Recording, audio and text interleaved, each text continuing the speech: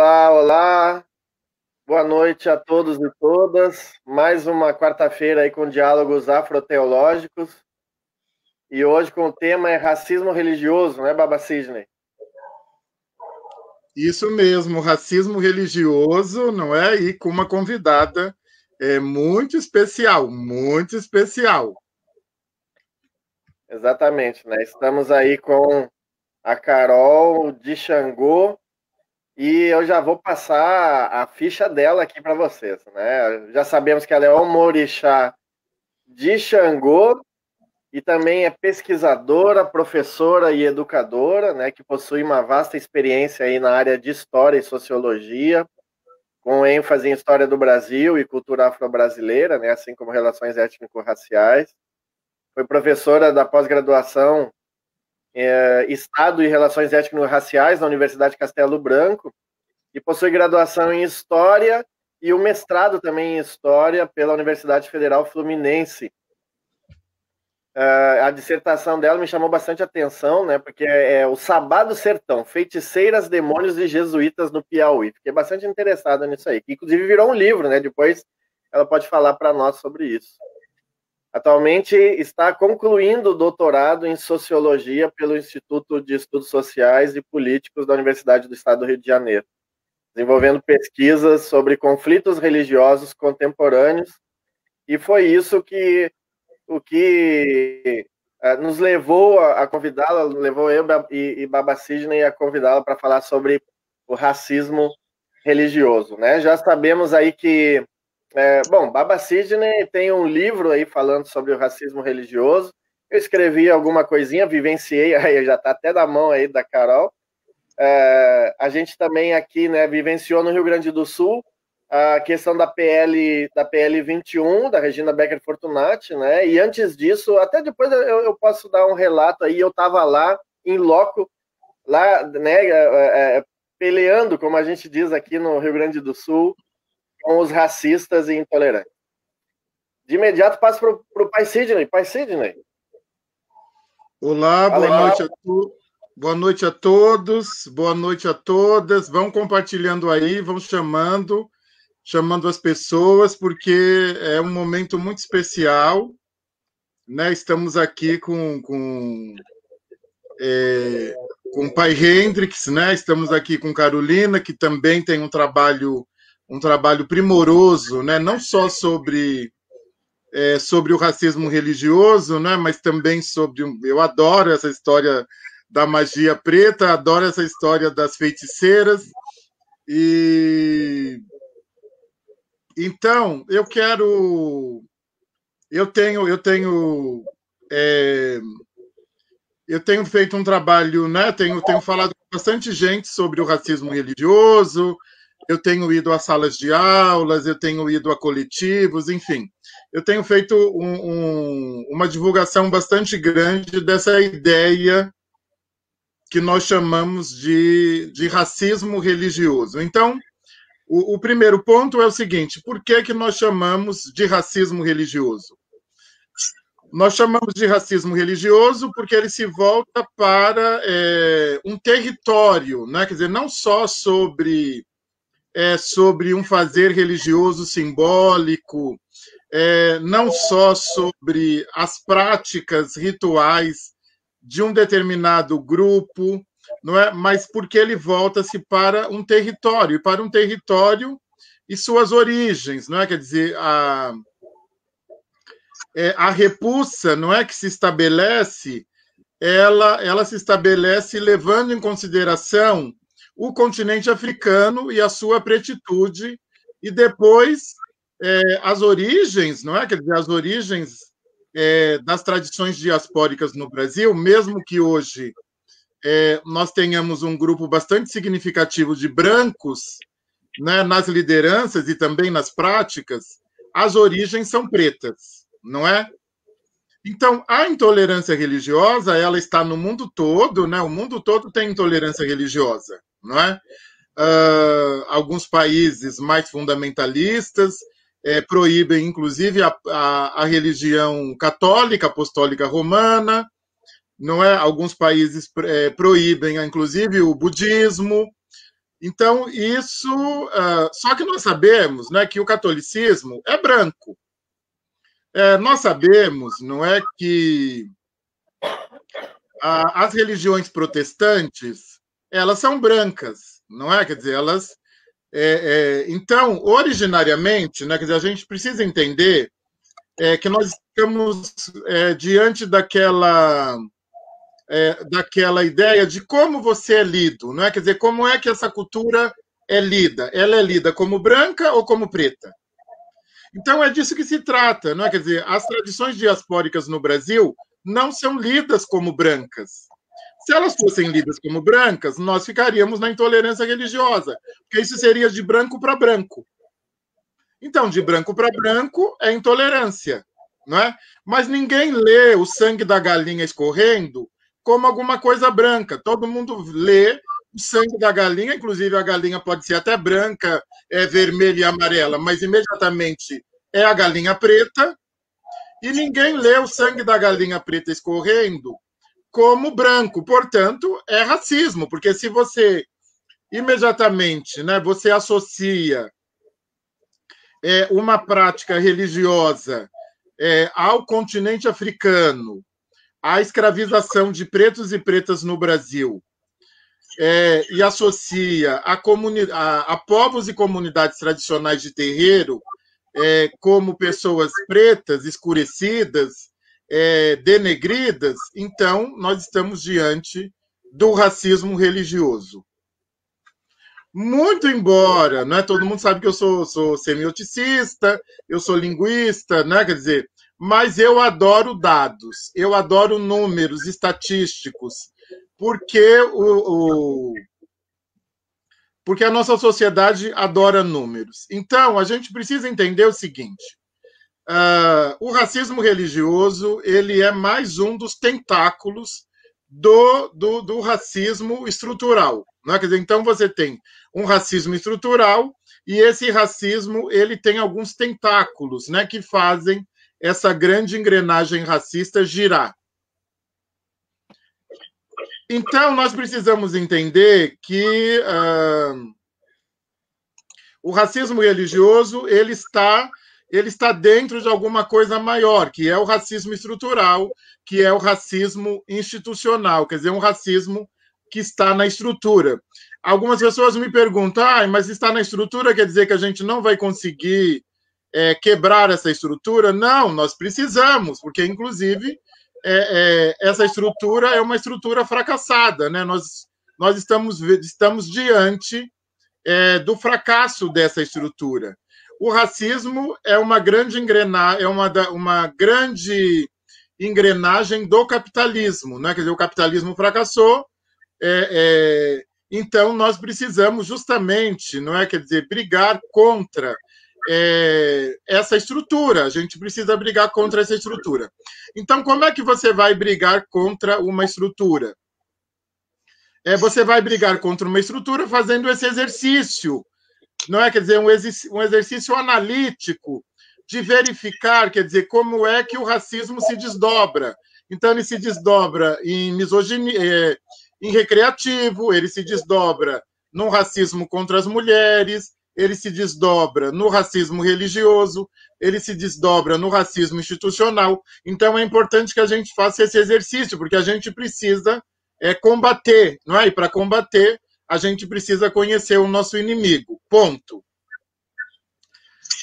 E aí eu gosto sempre de trazer alguns dados, não é? Os dados são fundamentais, porque os dados eles negam imediatamente a maldição, não é? A maldição brasileira, maldição no sentido de que mantém o racismo, que é o mito da democracia racial. Quer dizer, essa coisa de acreditar no racismo é muito recente, ela é nova. Né? Quer dizer, essa coisa de... Não que o movimento negro não tenha feito seu trabalho, ele fez, e nós estamos colhendo o fruto desse trabalho. Mas a negação do mito da democracia racial se fortalece agora, na última década, não é? É na última década que a negação do mito da democracia racial se fortalece. Olha, De acordo com o mapa da violência, de cada 100 jovens de 16 a 25 anos, 71 por morte de homicídio, 71 são pretos, são negros. 71. Então, você tem 71 para 29. Não é? De acordo com o Instituto de Pesquisas Econômicas Aplicadas, o IPEA, 78% da população brasileira, dos mais ricos brasileiros, dos mais ricos, 78% são brancos. 78% são brancos. Olha, prestem atenção nesse dado. 11% são negros, mas tem um detalhe aqui. Negros, pretos e pardos. 8% são pardos e 3% são pretos.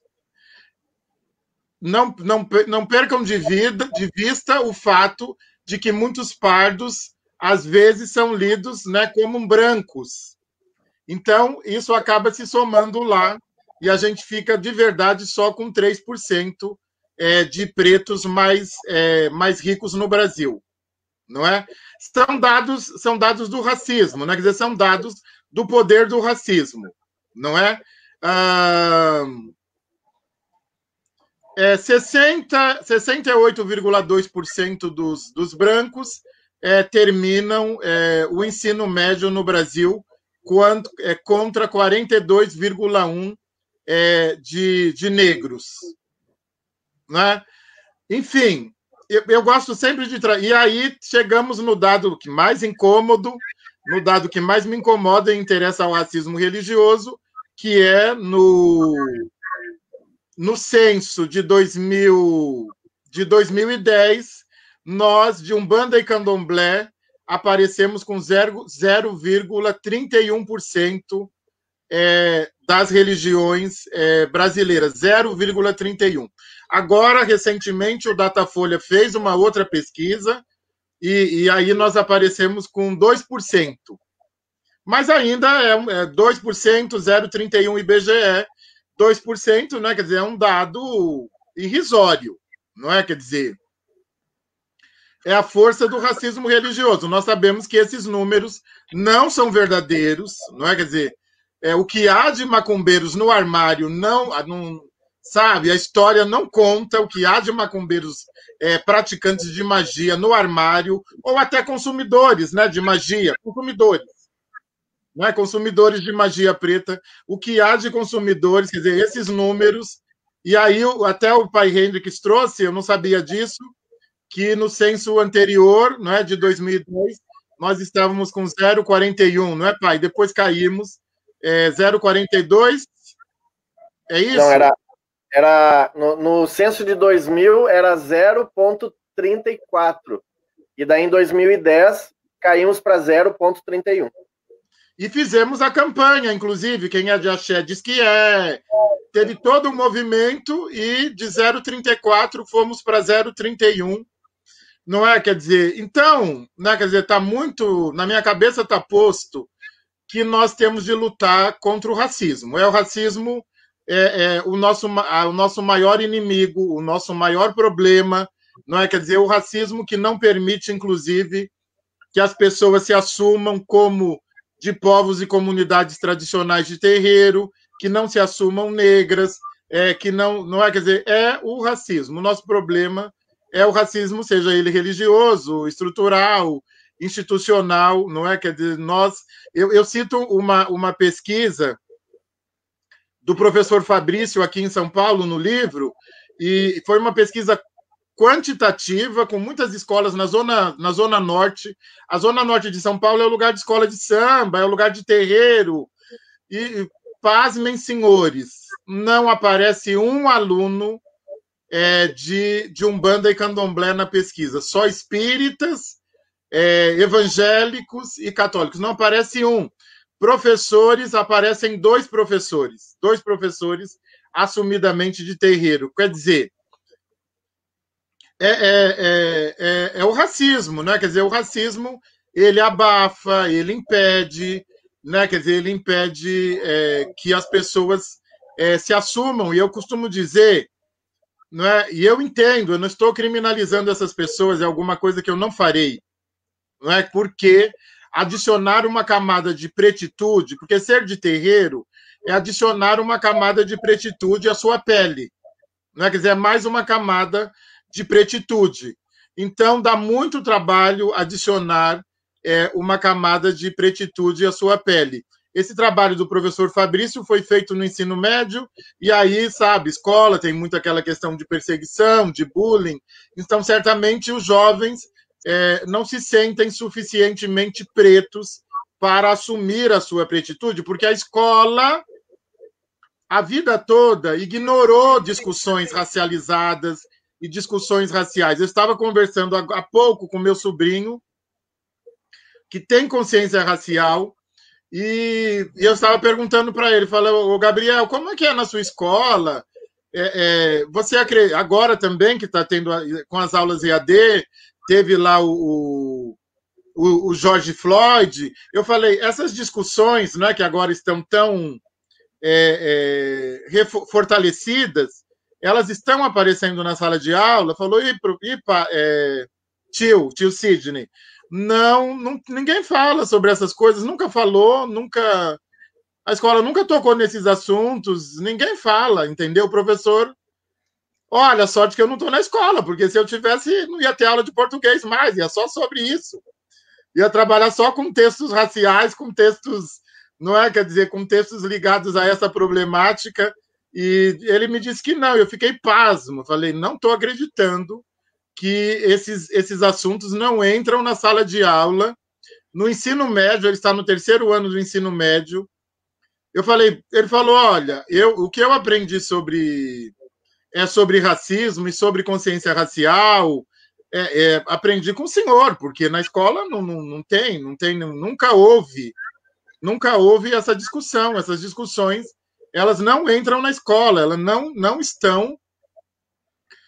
estão pautadas, não é? Quer dizer, então, essa é a minha fala inicial, e agora eu quero mais, porque eu adoro ouvir Carolina, eu quero mais ouvi-la, que ela tem, o senhor não sabe do trabalho dela. O senhor tem que ir lá no meu canal, porque tem lá minha conversa com ela. E tem o trabalho dela, nossa, é maravilhoso, maravilhoso, maravilhoso. Carol. Pode ir? Achei que o Babá Hendrix achei que daí ia falar alguma coisa.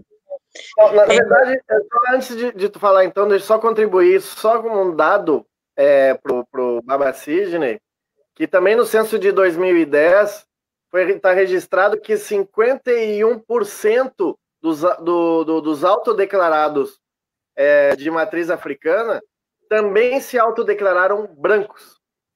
51%. Metade do 0,31, é isso? Metade mais um, né, do 0,31 se autodeclarou branco. Eu acho que esse é um dado que a gente também precisa. E agora me desculpe, minha querida, seja bem-vinda. Boa noite, benção aí pro Babá Sidney, Babá Hendrix, benção aos mais velhos, aos mais novos, às mais velhas, às mais novas, que estão aí nos assistindo, trocando, né? Porque tem muita troca de energia nesses encontros online também. Então, a gente está movimentando aqui energia, axé. É muito importante vocês estarem conosco, né? Se a gente não tiver para quem falar e com quem trocar, não vale nem a pena a gente estar aqui, né? Então, eu acho que é esse axé mesmo de compartilhar conhecimento, que é muito importante para todas e todos nós. Então, desde já agradeço a oportunidade, ao convite, né? A Babá Hendrix, que eu conheci lá no evento da BHR, para quem não sabe, é a Associação Brasileira de História das Religiões, né? E também o Babá Sidney, que eu tive a oportunidade de estar juntos no Rio de Janeiro, né? E agora estarei em São Paulo quando o Covid se sair, porque eu vou visitar a sua casa de axé, o seu terreiro. Tenho certeza que isso vai ser bem importante, que além do senhor, né, Babá, Tem filhos e filhas de santo que são maravilhosos. É uma equipe, é uma turma que é muito maravilhosa, né? Então dá vontade de conhecer todo mundo. Babá Hendrix, eu não sei se eu quero ir para o sul do Brasil, estou sendo honesta, mas se eu for, a gente se vê por aí também, porque eu tenho muita vontade de conhecer o batuque também, que eu não conheço muito pouco e tenho vontade de trocar, de aprender, né? Acho que é muito importante. Eu sempre falo para a Yassa Andrali que se eu tiver vontade de ir para o sul, porque, né? O sul do Brasil, eu, sinceramente, além do frio, que não me agrada muito, que não me atrai muito, tem muitas questões para a gente pensar a partir daí também. E tem muita gente boa aí, né? Muita gente boa de axé, de terreiro, e uma luta que é incansável, incansável. E isso é muito louvável, assim, a gente precisa realmente botar nossa cabeça no chão, porque tem muita gente aí que passa muita agressão e violência diária, não que a gente do Sudeste não passe, mas que passa uma ofensiva muito grande, racial, e essas pessoas têm se levantado todos os dias e colocado a sua linguagem, a sua ação a serviço da luta antirracista. Então eu realmente fico muito contente, muito feliz de estar com vocês, né?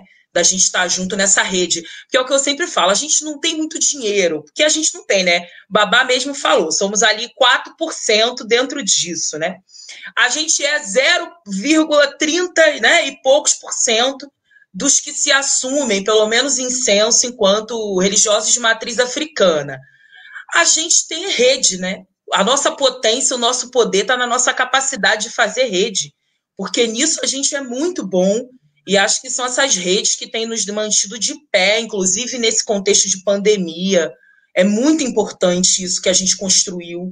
Essas famílias extensivas de axé, que são extensivas mesmo, né? Elas estão além das famílias, estão além da gente pensar numa casa, num modo de fazer, num modo de tratar o sagrado ou outro. Elas estão mesmo na nossa capacidade de autopreservação, proteção, né, de expansão pelo nosso conhecimento, né, e de fortalecimento. Então eu fico muito feliz mesmo, porque nessa pandemia eu tenho percebido muito como que essas redes são fundamentais, a gente não tem se largado um só minuto e a gente está aí. E muitas vezes a gente acaba reproduzindo, né, Babá? Se tem uma coisa, né, tanto Babá Hendrix como Babá Sidney podem confirmar, que me incomoda muito e que me incomodou muito na minha pesquisa de doutorado, é essa falácia que a gente tem muitas vezes, que a gente vê pesquisadores reproduzindo, principalmente os pesquisadores, né, brancos, que estão dentro da academia, né, desse espaço privilegiado da universidade de conhecimento, de dizer que o povo de axé não é organizado, que o povo preto não é organizado. A gente escuta, essa é uma frase recorrente. E aí eu escutei muitas vezes, né, algumas pessoas e alguns trabalhos, inclusive, de pós-doutoramento, de doutoramento, reproduzindo isso, dizendo que esse ataque que a gente sofre, enquanto religiosidade, espiritualidade de matriz africana, tem a ver com a nossa falta de organização. E isso está nos trabalhos, né? Para quem estiver ouvindo a gente, eu não estou inventando e não estou dizendo que é tabloide de esquina. É trabalho mesmo, científico-acadêmico, que recebeu bolsa, né, de pesquisa e etc. Precisamos dizer, né, sustentado pelo poder, pelo governo, pelo nosso dinheiro, pelos nossos impostos, que reproduz isso, dizendo que, na verdade, a gente é atacado porque a gente não sabe se organizar, que a gente é desorganizado, né, que a gente não tem... E aí, ou pior, né, quando vem dizer assim, porque não há uma homogeneidade, eu falo assim, que bom, né? Que bom que não há uma homogeneidade, né? Porque essa visão, e aí visão mesmo, né, da branquitude, de que a gente precisa ser único, precisa ser um bloco homogêneo, único, que pensa igual, que fala igual, que reproduz igual, né, as mesmas ideias. Isso é uma visão branca, né? Esperam isso de nós, e aí essa crítica eu adoro, que de fato não somos iguais, não queremos ser, não pretendemos ser, porque se fosse para ter todo um aparato de violência a nosso serviço para garantir uma homogeneidade, que é isso que o Ocidente faz, né? Coloca, né, a violência para garantir a homogeneidade, porque a homogeneidade não existe. Então, como que você forja ela? Através de mentira e violência, né? Ideologicamente, muita mentira, construída aí, historicamente sobre eles, sobre nós, que somos os outros, junto com vários outros aí, que são os povos originários, etnias de povos originários, né? Que são todos que não são esse padrão do Ocidente. Até eles mesmos, eles se dividem, né? Então tem lá a periferia da Europa, que eles não gostam muito e que eles consideram menos importantes, e tem os que são, de fato, né, o grande centro, né, intelectual de produção de conhecimento, que eles dizem que são melhores do que os outros, né?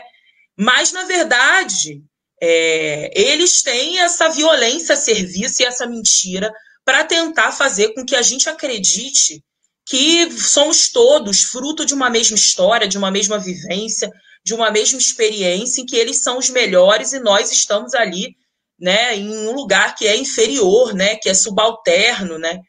Isso nós precisamos desconstruir. Acho que esse é o trabalho, né, cotidiano que a gente tem feito para dizer que as suas reduções e as suas explicações simplistas, pobres, não nos contemplam e não vão dar conta de nos contemplar, né?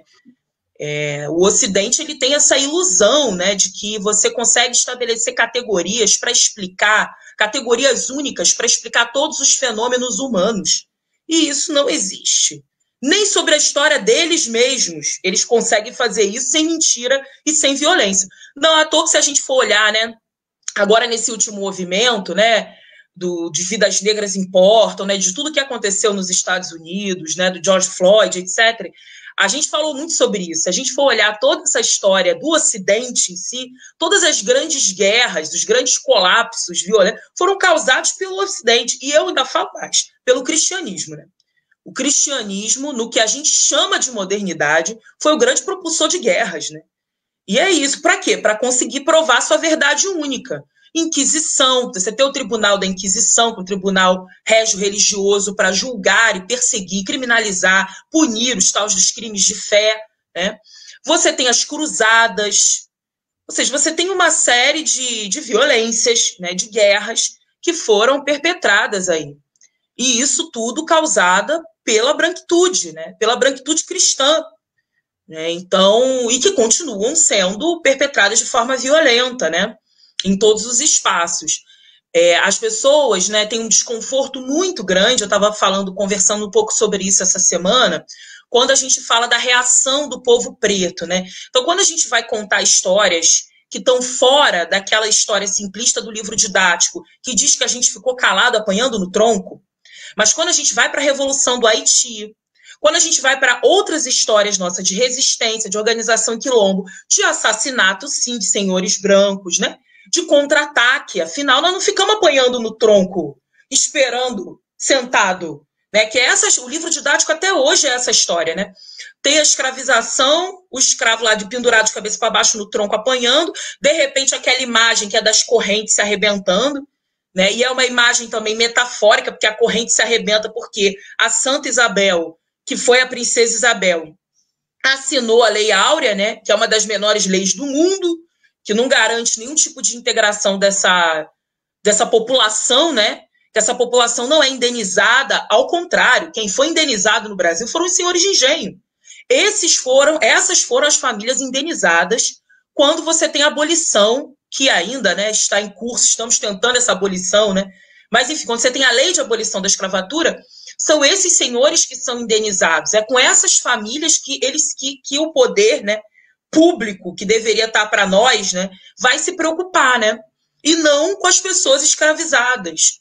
Então, isso é realmente... E até hoje, né, gente? Porque essas famílias do período da escravização, elas são as mesmas famílias que estão no poder até hoje.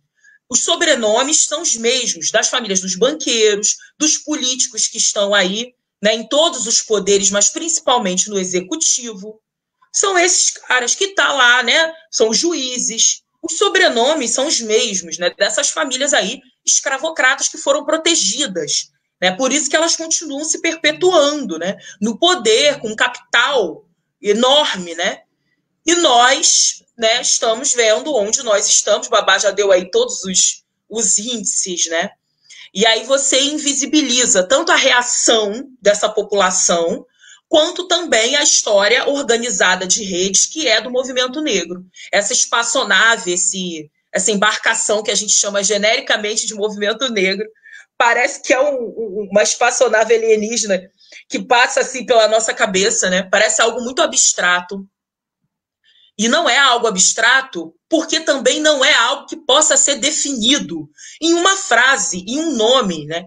Movimento negro é movimento de pessoas pretas que estão em movimento, circulando, fazendo coisas diferentes, que não pensam igual, né?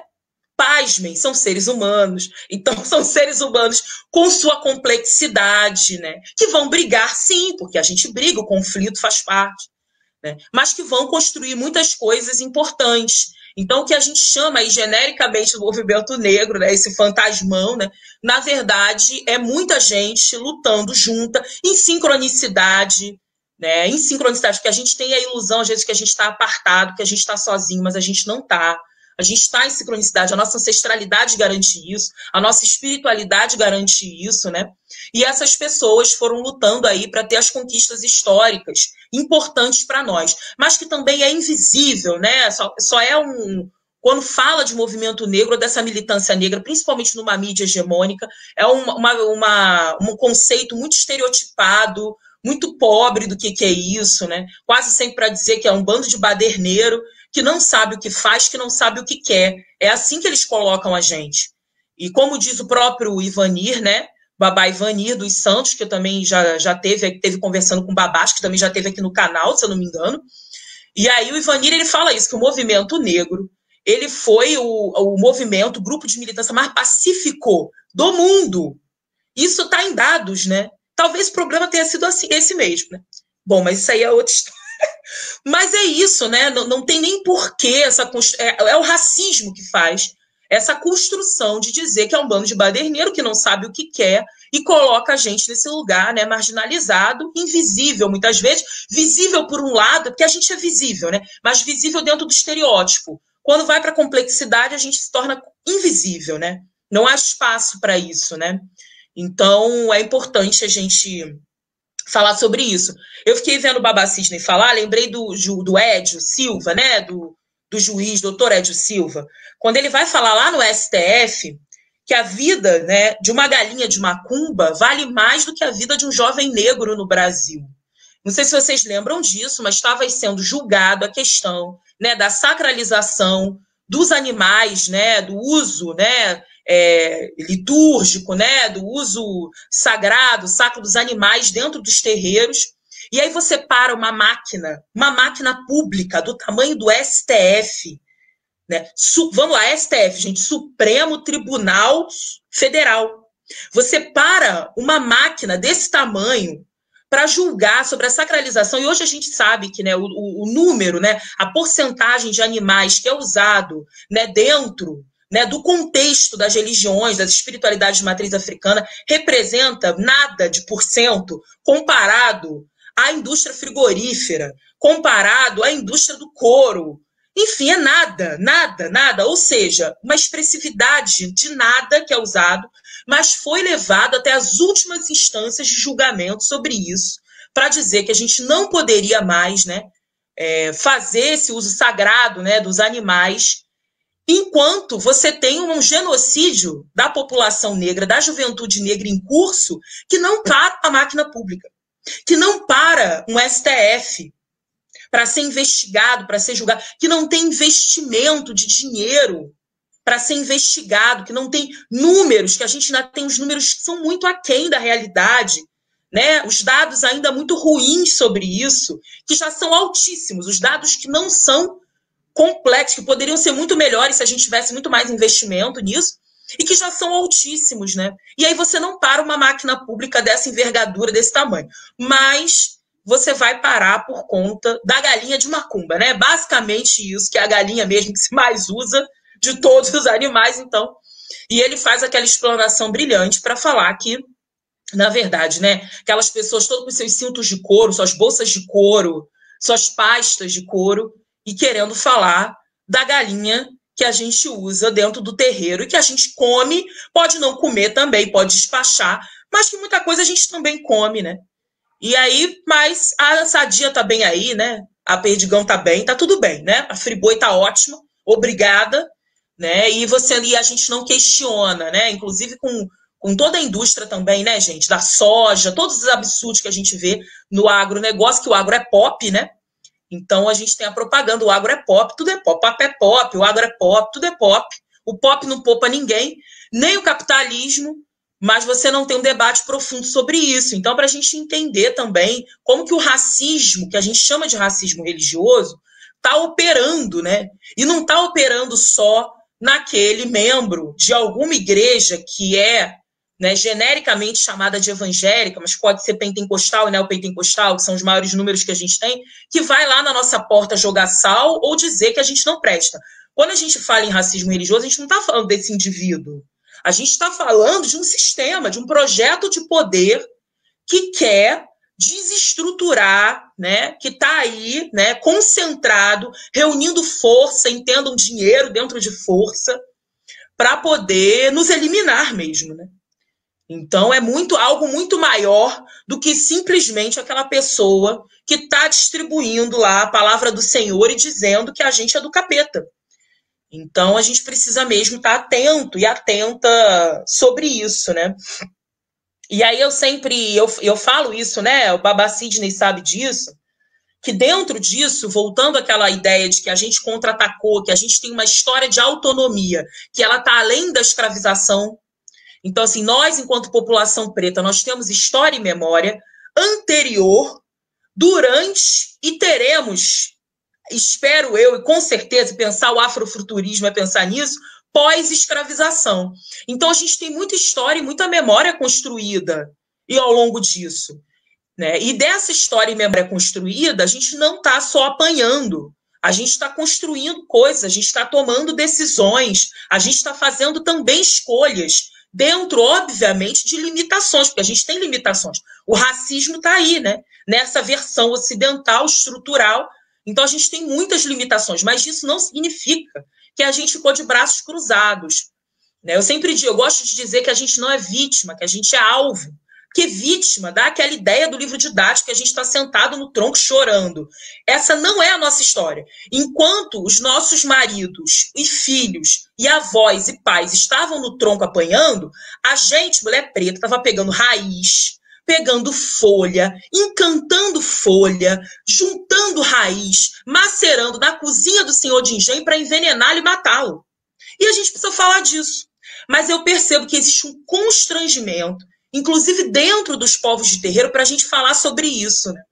A gente faz magia, assim, né? A nossa magia negra, a nossa magia preta, né? Que durante muito tempo um termo tão estereotipado, tão demonizado, criminalizado, ela é estratégia e tática de existência nossa. E a gente precisa falar disso, porque a gente não ficou calado e calada. E a magia, né? E aqui que a gente está falando de religião, de espiritualidade, essa magia foi, dentre várias outras estratégias, uma forma de resistir a esse sistema escravocrata. E resistir não foi só fazendo banho, além, né, da gente cuidar de ori, cuidar da gente, se proteger, cuidar das doenças trazidas por esses homens e mulheres brancos, né, que a gente não conhecia, que o nosso corpo não conhecia, que a gente não tinha imunidade. Então, além disso, também, para poder nos defender. Então, essa magia ela foi usada, assim, para a gente poder se defender, né? Não só para matar, se fosse o caso, para envenenar. Eu estou usando o exemplo das ervas, né, da fitoterápica aí, mas podia dar outros 1000. Né? Como também para amansar, para abrandar ânimo, né, para fazer com que a gente tivesse uma forma de estar aqui até hoje, né? Porque foi essa magia que permitiu que a gente estivesse aqui. Foi a nossa força, foi as nossas várias estratégias, mas também essa magia, essa espiritualidade. E a gente se perdeu de falar disso, né? Então eu vejo que tem gente que fala que a gente pegou no machado, que a gente pegou na espada, que a gente foi, que a gente aconteceu, que a gente lutou com capoeira, que a gente lutou com... E a gente fez isso tudo mesmo. Mas a gente também faz magia até hoje. Então essas coisas elas estão integradas mesmo, né? Do mesmo jeito que a branquitude que escravizou os nossos povos também fez muita magia, né, gente? O que é o cristianismo? Se não é pura magia, pura feitiçaria? Muita feitiçaria, muita magia, né? Dentro lá dos seus rituais, a sua própria ritualística, que era deles, mas dentre tudo, a primeira coisa que se fazia quando chegava aqui era fincar uma cruz. Fincar uma cruz e rezar uma missa. Isso é magia, tá? Fincando uma cruz, rezando uma missa, você batizar todo mundo de uma hora para outra, dizer que a partir daquele momento todo mundo estava batizado, todo mundo era cristão. São as magias, né? São as estratégias deles de magia, né? De coação, né? De violência, e foram muitas, assim como são até hoje, né? E é isso que se faz. O busto de Mãe Gilda, eu vi que o Babá Cisne postou, né? Foi atacado novamente em Salvador, né? Mãe Gilda, que é um símbolo aí na luta pela intolerância religiosa, que hoje a gente tem ressignificado, chamado de racismo religioso, porque quando a gente vai para os dados, gente, grande parte do que está lá registrado enquanto intolerância religiosa é um ataque que acontece contra as religiões e a espiritualidade de matriz africana. Mais de 70% dos casos. Isso é muita coisa. Ah, mas aí também atacam os católicos, também atacam os evangélicos. Também atacam, assim como os judeus, enfim, assim como os muçulmanos, enfim. Você ataca, né, uma série de religiosidades, principalmente as que não são as hegemônicas, né, que não são as predominantes, você tem ali um ataque. Acontece que no Brasil, e a realidade Brasil hoje, o que a gente tem de ataque é um ataque contra as espiritualidades de matriz africana. São essas que estão sendo atacadas, são os terreiros que estão sendo queimados, são as mães de santo que estão sendo obrigadas a engolir seus fios de conta, a se mudar dos seus territórios, porque não podem ter mais os seus terreiros naqueles espaços. Então, são essas pessoas que estão indo, né? E aí tem uma violência, essas violências, elas vão se articulando no micro e no macro. Porque ao mesmo tempo que você tem, né, a pessoa que vai lá, entra num terreiro, quebra um terreiro, você tem uma rede de televisão que é nacional, concessão pública, importante dizer isso, uma concessão pública, porque rede de TV, aqui TV é concessão pública, dizendo que nós somos o demônio, que a pombagira é o demônio, sim, que tem que matar, que tem que queimar, que a sua vida está andando para trás, que você deu tudo errado na sua vida, foi por causa da feitiçaria e da magia negra, e eles falam exatamente assim. Então você vai juntando esses níveis, sabe? É a pessoa que está lá na tua porta jogando sal, querendo quebrar o seu terreiro, junto com um pastor que tem uma fama internacional, dizendo numa TV aberta pública que tem que matar, que tem que queimar, que é o diabo. O que a gente faz com o diabo? A gente pisa, a gente queima, a gente arranca o chifre, a gente arranca o rabo. Só que o diabo, ele não age sozinho. O diabo, ele age através dos seus agentes. A retórica cristã, a liturgia cristã, ela fala isso desde o ano 1. O diabo não age sozinho. O diabo age através dos seus agentes. Quem são os agentes do diabo? Aí a gente tem, historicamente, vários que serviram, né, como agentes do diabo. Vários grupos. As mulheres, que foram transformadas em bruxas e feiticeiras, e aí usando bruxa e feiticeira no sentido do pejorativo, né, do estereotipado, né, como pacto com o diabo, porque bruxaria e feitiçaria não tem nada a ver com pacto com o diabo. Inclusive, se fazia bruxaria, feitiçaria e magia antes do cristianismo existir. Lembrando que o cristianismo tem apenas 2020 anos. O nosso calendário é cristão, para a gente entender que a gente não está no estado laico. Estamos no ano 2020. Então, tem 2020, tem sociedades que já estão no ano mais de 9.000. Então, a gente não começa a história da humanidade com o cristianismo. Então, magia, feitiçaria, sempre existiu. Qual é a grande mudança com o cristianismo? O cristianismo vai dizer que o que a gente chama de magia, de feitiçaria, que nada mais é do que qualquer transformação, qualquer código, qualquer códice, qualquer alquimia que a gente faz fora do que é o padrão, né? Fora do que eles elegem enquanto o padrão, o normal, o bom, né? Fora do que está ali com aval, com carimbo, com selo da Anvisa, seja lá o que for, tudo isso é bruxaria e feitiçaria, que é feito desde sempre na história da humanidade. Aí o cristianismo vai dizer que qualquer sagrado não oficial, ou seja, não cristão, ele é bruxaria, mas só que a bruxaria para o cristianismo inclui o pacto com o diabo. Então a diferença que o cristianismo vai trazer é colocar o diabo. Então o diabo, ele é colocado dentro dessas espiritualidades, dessas ritualísticas, dessas práticas que são feitas ancestralmente em todas as sociedades. E eles vão fazer isso, criminalizando, sim, as práticas europeias que, inclusive, existiram antes do cristianismo, que estavam ligadas ao paganismo. Eles vão fazer isso com todas as populações não europeias, né? Que eles vão colocar no mesmo balaio de gato, sendo que são os outros, né? São os outros bárbaros, selvagens, inferiores, né? Então, a diferença é que o diabo surge ali como uma figura central, principalmente depois do século XIII. É o diabo que vai mediar esse encontro entre um mago, uma feiticeira, um feiticeiro e essa potência, esse poder de transformação. Porque nada mais isso, né? Bruxa, a magia, a bruxaria, ela é um poder, né? Um poder de ação, um poder de transformação no mundo. Que para o cristianismo, se não é feito dentro do sagrado oficial deles, é do diabo. Eu me debrucei durante a minha graduação com os processos da Inquisição dentro dos conventos de freira em Portugal. Dentro dos conventos, você tinha um debate amplo. Por quê? Tinham muitas freiras que tinham êxtase, que viam Jesus Cristo, que abriam as mãos em chagas, né? E faziam milagres, curavam as pessoas. Então, algumas pessoas chegavam doentes nas portas dos conventos e algumas freiras curavam, né? Tocavam as pessoas, curavam, etc, etc. E aí tinha um debate amplo que era dizer se aquilo era um milagre com a intervenção do divino, com a proteção dos santos e anjos dentro do arsenal cristão de existência, ou se era o pacto com o diabo. E aí, portanto, feitiçaria e magia. Mas observem, era a mesma coisa. Tinha a freira que ia ser colocada dentro da classificação do milagre, tinha ação de freira que ia ser, e tinha outra que ia ser colocada dentro da classificação de bruxaria. Observem que às vezes é exatamente o mesmo efeito.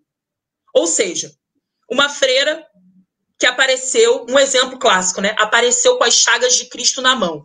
Uma foi canonizada, considerada santa, né? Morreu, depois foi canonizada, considerada santa, porque tinha realmente essa intimidade com Jesus Cristo. Por isso que apareceu as chagas, ela foi canonizada. A outra foi presa, foi excomungada da igreja e considerada como bruxa que faz pacto com o diabo. Exatamente o mesmo efeito. Ah, Carolina, o que mudava então de uma para outra? Quase sempre isso tinha a ver, primeiro, com a cabeça de quem julga, em primeiro lugar, quem estava julgando, e depois também com coisas muito subjetivas, que tinha a ver com a conduta, se eram freiras que tinham alguma coisa que desabonasse o seu comportamento, a sua conduta dentro do convento. Então, peraí, Jesus não ia fazer o pacto, né? Não ia oferecer uma possibilidade de usar um corpo daquele como instrumento de milagre, se essa era uma pessoa, por exemplo, que estava arrumando quizumba no convento porque não queria aceitar os abusos sexuais dos padres que faziam com as freiras dentro daquele espaço.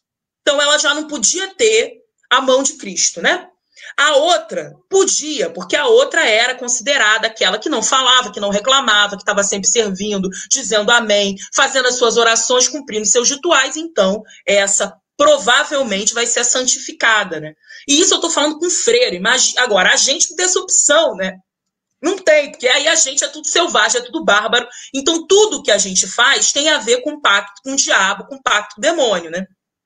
Então, toda a nossa espiritualidade, todas as nossas práticas, toda a nossa cultura foi reduzida ao pacto com o demônio. É o pacto com o demônio que mediou na cabeça desses homens dispostos a nos criminalizar e a nos odiar, porque tinha um projeto de poder, de exploração do território, de recursos naturais, de mão de obra, né, gente? Lembrando que isso tem a ver com dinheiro, com economia, as coisas estão interligadas. Um projeto político expansionista, porque o cristianismo é político, é expansionista.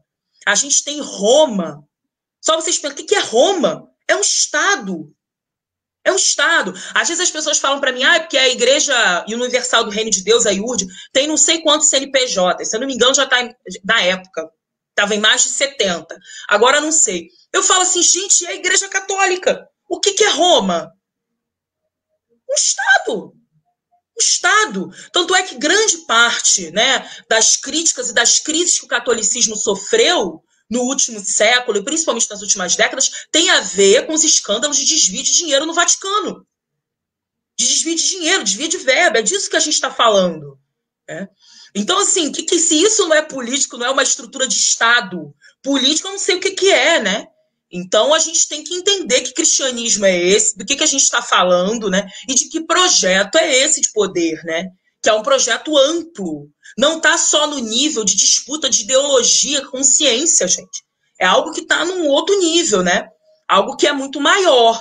Né? E aí nós não temos essa política expansionista, a gente não vai na casa de ninguém, isso aí a gente sabe, né? Para converter ninguém, né? Porque não somos de converter ninguém, nossas espiritualidades não são pela conversão, então a gente não vai lá bater para converter ninguém, nem para, né, ninguém ir para dentro da igreja, né? A questão da gente viver a nossa espiritualidade não tem a ver com algo que é externo, superficial, ou seja, não tem a ver com você assinar um papel, com você dizer que a partir daquele momento você está lá, mas tem a ver com a sua convivência, com a sua experiência, com os anos, com os rituais, né? Tanto é que toda iniciação é mediada por isso, né? Quanto tempo você passa para poder cada vez mais você ter acesso a determinados conhecimentos, que vai depender do tempo que você está dentro do terreiro, que vai depender do tempo que você foi iniciado, né? Então não tem é uma experiência, literalmente, de cosmosensações, né? De múltiplas sensações, e que não dá para você definir e reduzir a um simples ato de conversão, né? Tá algo que está muito profundo.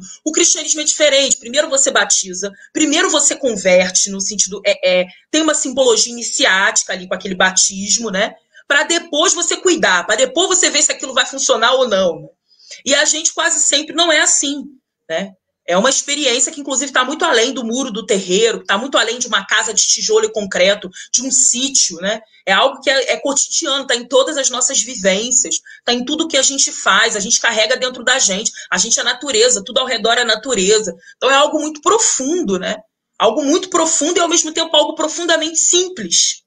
Porque, e aí eu gosto muito quando o Baba Sidney fala, né? É simplesmente ser.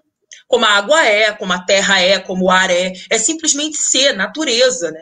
É muito simples, só que a quantidade de mentiras que a gente foi absorvendo ao longo do tempo, dos séculos, fez com que simplesmente ser se torne algo tão complexo, porque a gente está tão preenchido de mentiras, a gente está tão intoxicado de mentira, de violência, de opressão, que a gente não consegue. E aí a gente precisa realmente está o tempo todo observando, fazendo essas imersões para tentar se esvaziar mesmo, né, de tudo isso que a gente foi preenchido ao longo do tempo para conseguir se conhecer, saber quem a gente é, que a gente nem sabe direito, né? A gente não sabe. A gente está aprendendo também, né? E aí compartilhar conhecimento faz parte disso que a gente faz, né, para poder tentar se compreender melhor, né? Eu achei muito essa semana passada, a minha página, eu tenho um projeto chamado Atarê, Palavra Terapia, né? Que é uma oficina de escrita criativa, terapêutica, né? E que a gente conversa muito sobre esse lugar da escrita para nós, enquanto povo preto, né? E também enquanto povo de terreiro, quanto que é importante. A gente tem essa unanimidade, toda unanimidade é burra, do Ocidente, que foi jogada para a gente, de que somos um povo em que temos importância e relevância dentro da oralidade apenas. E é verdade, a oralidade é muito importante para nós, inclusive ela está na nossa escrita. Só que isso não significa que a gente não saiba escrever, que a gente não possa escrever, que a escrita não seja nosso, não seja um instrumento ancestral nosso, né? E a gente muitas vezes reproduz isso e já cria 1000 bloqueios cognitivos em relação a isso, de que a gente não pode escrever, que a gente não sabe. E eu falo, realmente, a gente não sabe escrever, de acordo com a magia branca. Mas se a gente for para a magia negra, a gente sabe escrever. Porque a nossa escrita tem cheiro, a nossa escrita tem cor, a nossa escrita tem paladar, tem todos os sentidos, tem tato.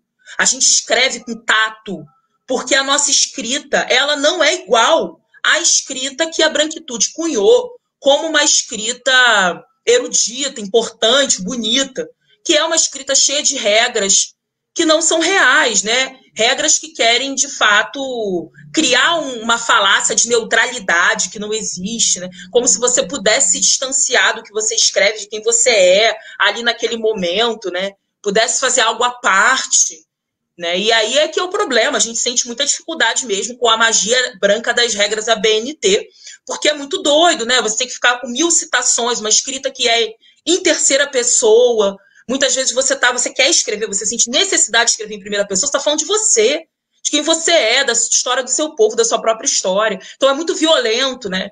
Você pegar uma pessoa que quer contar a sua história e dizer que tem que ser em terceira pessoa, que ela tem que ser neutra. Neutra da onde? Ninguém é neutro, né?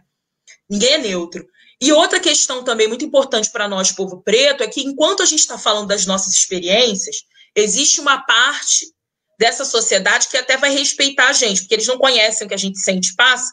Então eles dizem assim, é isso aí, né? Eles que sabem, eles que escrevem. Mas querem experimentar a gente fazer uma narrativa que é de ficção. A gente fazer uma narrativa de ficção, a gente é colocado, sabe em que lugar? Da loucura. O lugar que Bispo do Rosário foi colocado, né? Que é esse lugar da loucura. Se a gente quiser fazer uma narrativa que não seja de contar em primeira pessoa, verbalmente, as nossas experiências diretas, mas uma narrativa um pouco mais metafórica, mais poética e que seja ficcional, a gente é colocado nesse lugar da loucura. Da loucura. Estela do Patrocínio e tantos outros. A gente tem 1001 exemplos aí que foram colocados nesse lugar de uma escrita que era de loucura. Né? São loucos, escrevem essas coisas que estão tendo devaneios. Porque a gente não pode sonhar, né, gente? Sonhar mundos possíveis, fazer narrativas de futuro, né? Ou fazer, principalmente quando a gente está falando de futuro, mas fazer narrativas de ficção, ou seja, criar realidade é algo que a branquitude espera que a gente não seja capaz de fazer, né? Porque a gente tem que ficar no lugar que eles deram para nós, e bem encaixotadinhos, tipo aquele funk, né? Cada um no seu quadrado. E aí quando você extrapola o quadrado, é que tá o grande problema, porque aí você é arrogante, você é metido, você é metida, você é louca, você é histérico, você é violento, é raivosa, né? E a gente tem um monte de adjetivos que foram dando ao longo do tempo, né?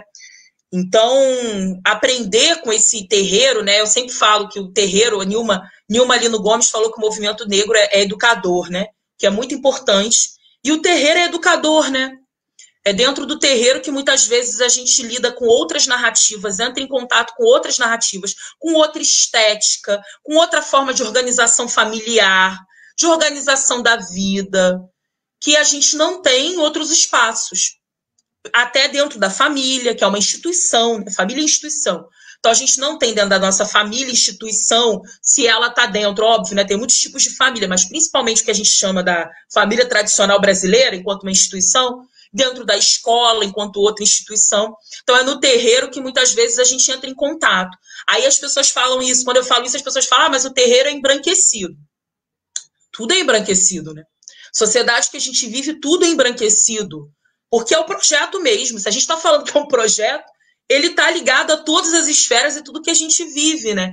Só que ainda que o terreiro tenha muitos aspectos... E óbvio, né, gente? Também seria a gente contrariar a própria forma que a gente defende. Se a gente fala que o terreiro não é homogêneo, que o terreiro não espera ser uma unanimidade, se a gente acredita em movimento, se a gente fala em Exu, se a gente dissesse que o terreiro está igual ao que veio da África, no processo de escravização violenta até hoje, ou se a gente esperasse isso, eu acho que isso contraria tudo que a gente defende, né?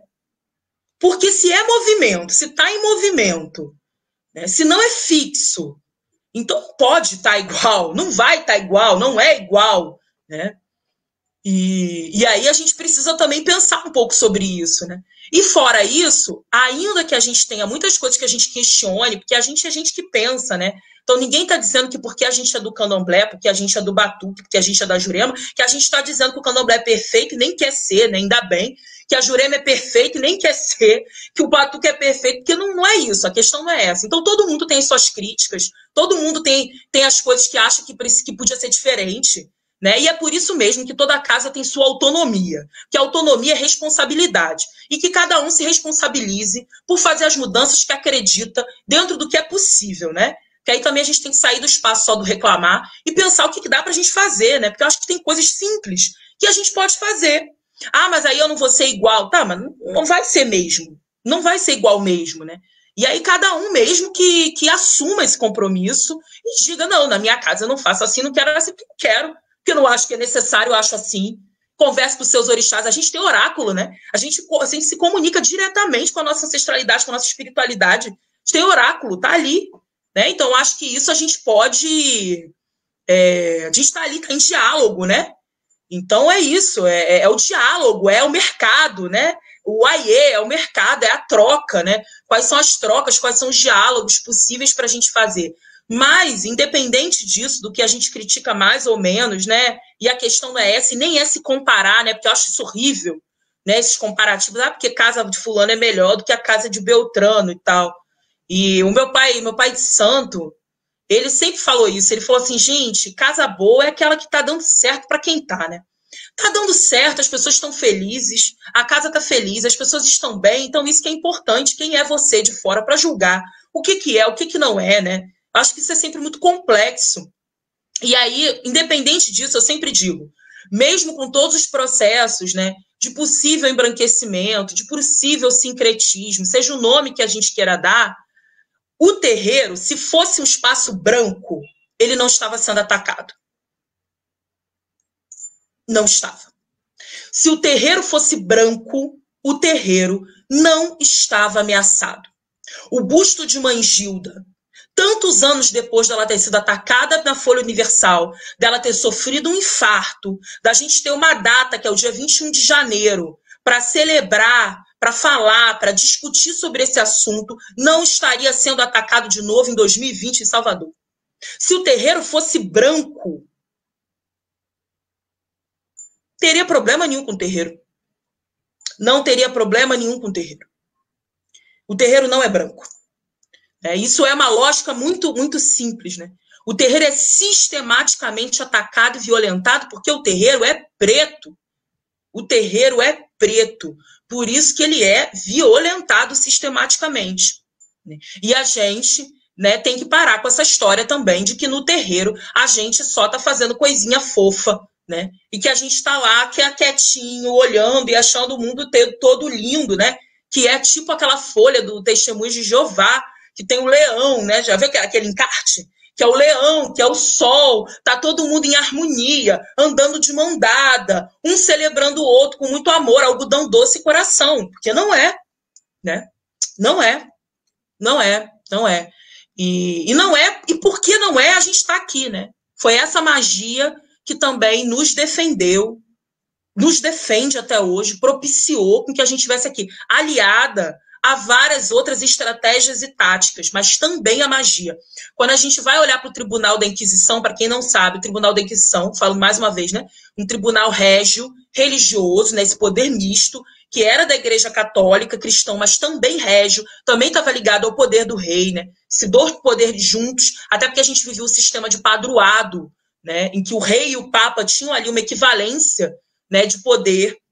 Quando você tem esse tribunal, você vai olhar para os casos, por exemplo, das colônias, como o Brasil, né?